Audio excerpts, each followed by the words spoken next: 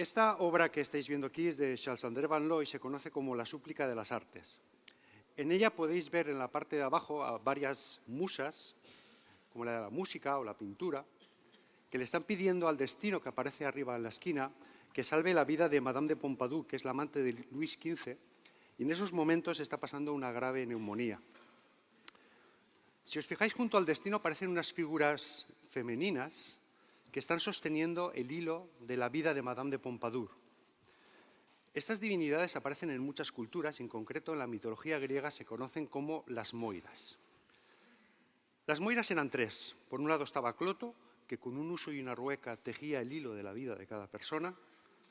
Láquesis, que con una vara de madera medía la longitud del hilo. Y Atropos, que cuando moría una persona cortaba con unas tijeras el hilo de su vida. Hace 14 años, el psiquiatra estadounidense Leon Eisenberg se preguntaba en un artículo si acaso con los avances en genómica no acabaría volviendo a nosotros el reino de las Moiras, un momento en el que podríamos, de alguna forma, predecir el destino de cada persona simplemente leyendo su genoma. Y no iba desencaminado. Si lo pensáis bien, este hilo que sostienen las Moiras bien podría ser el ADN que conforma cada uno de nuestros cromosomas. Y si somos capaces de leerlo e interpretarlo correctamente, en cierto modo podemos adivinar con una cierta probabilidad cómo va a ser la salud de esa persona. Obviamente, para que este reino de las Moiras venga a nosotros, necesitamos un fácil acceso al genoma de cada persona, igual que lo tenemos a un análisis de sangre. Y esto, aunque no lo creáis, ya no es ciencia ficción. Veréis, hace unos meses tan solo se terminó en Reino Unido la secuenciación de 100.000 genomas y se espera llegar a 5 millones de genomas en tan solo 5 años. Y hay proyectos similares en todo el mundo de la misma magnitud o mayor. Algunos estudios estiman que si se sigue esta tendencia, en tan solo 10 años podríamos tener secuenciado la tercera parte el genoma de la tercera parte de la población mundial. Y esto, en principio, debería ser una buena noticia. Es una forma en que la ciencia y la tecnología revierten en la sociedad, en este caso como una mejora de los tratamientos de salud. Es cierto que hay muchas voces que se alzan y señalan muchos problemas de esto.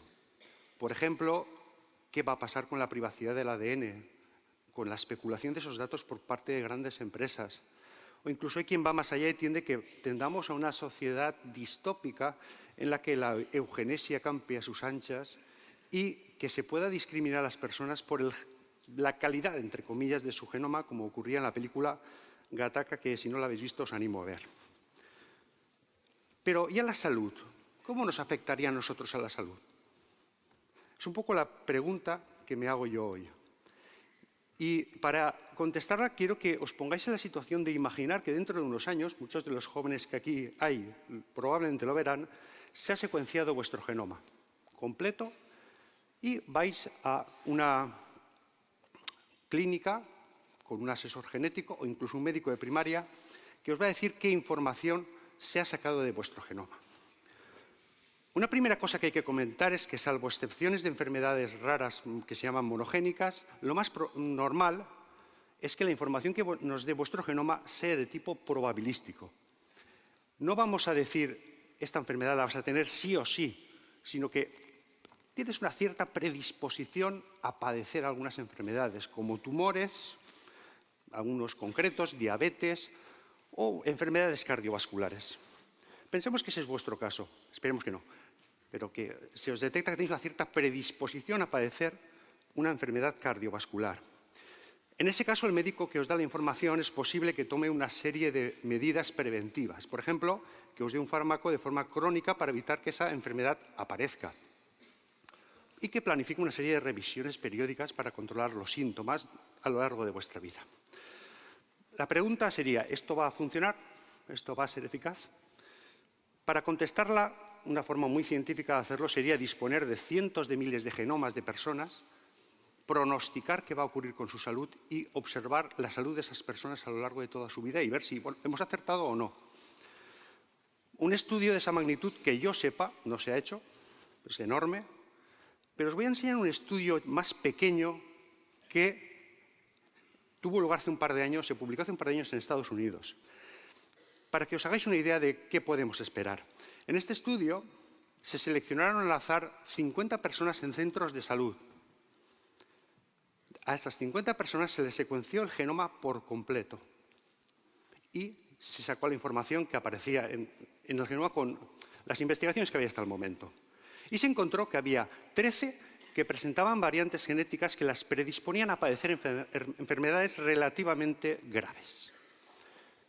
Efectivamente, de estas 13 había 4 que tenían las enfermedades pronosticadas. Ya estaban tratadas, habían sido diagnosticadas y estaban tratadas. Pero lo que más relevante me parece a mí es que había 9 personas de esas 50 con variantes genéticas graves, pero que estaban perfectamente sanas o no habían desarrollado la enfermedad pronosticada. Quiero que penséis que a estas 9 personas es posible que las hubiéramos tenido durante gran parte de su vida tomando un fármaco con el consiguiente coste para la seguridad social y también posibles efectos secundarios, así como los hubiéramos tenido sometidos a revisiones continuas con la ansiedad que causa a una persona el pensar que en la siguiente revisión le va a aparecer esa enfermedad. Si lo pensáis desde este punto de vista y añadís lo que he comentado antes de la privacidad del ADN, especulación de datos, etc., quizá podríamos pensar que no va a ser útil una secuenciación genómica de la población o de fácil acceso. Más bien lo contrario, parece contraproducente. Pero la verdad es que eso no es todo. También hay beneficios. Si tuviéramos un fácil acceso al genoma de cualquier persona, por ejemplo, podríamos evitar la peregrinación de las personas que tienen alguna enfermedad rara que van de especialista en especialista buscando un diagnóstico. Muchas de estas enfermedades raras afectan a niños. Algunas, por ejemplo, derivan en ciertos tipos de autismo para los cuales podríamos empezar una atención temprana. Incluso en caso de enfermedades neurodegenerativas graves para las cuales no tenemos ninguna cura, podríamos empezar cuanto antes un tratamiento sintomático. Pero en general, para toda la población, podríamos utilizar la información del genoma para apoyar diagnósticos, pero sobre todo para hacer tratamientos personalizados. Cada vez sabemos más que la eficacia de un fármaco tiene relación con variantes genéticas concretas de las personas que portan ese genoma. Pero si os fijáis, he empezado hablando de los problemas. Problemas de privacidad del ADN, especulación de datos por grandes empresas, sobretratamiento, sobrediagnóstico, eugenesia. Y es porque cuando hay algún avance científico o tecnológico, suelen aparecer muchas voces que se encargan de señalarnos y recordarnos los problemas. Y normalmente solo se dedican a eso. Y no me malinterpretéis, está bien que lo hagan así. Pero yo creo que nunca debemos perder de vista los posibles beneficios y las personas que se van a beneficiar de esos nuevos avances. Y en el caso de la genómica, es evidente que hay problemas que hay que evitar. Necesitamos, por ejemplo, una mayor investigación en genómica, en concreto, para poder interpretar mejor los datos que nos da el genoma de una persona. Pero no solo eso. También necesitamos del concurso de expertos ajenos a la ciencia, filósofos, expertos en ética, legisladores, que nos ayuden a controlar la privacidad del ADN, que no se especule con esos datos, pero también que nos enseñen a nosotros y a los médicos a saber qué información le podemos dar a un paciente que le ayude, pero que no le cause más ansiedad. Porque, al final, y contestando a la pregunta inicial de Leon Eisenberg, sí que es posible que dentro de poco llegue el reino de las moiras a nosotros. Puede que sí. Pero debemos aprovecharlo, no debemos tenerle miedo. Y quizá no podamos evitar que Cloto teja con su uso y su rueca el hilo de nuestra vida. Pero igual sí, igual podríamos engañar a Láquesis y Atropos para que el hilo lo corten lo más largo posible. Muchas gracias.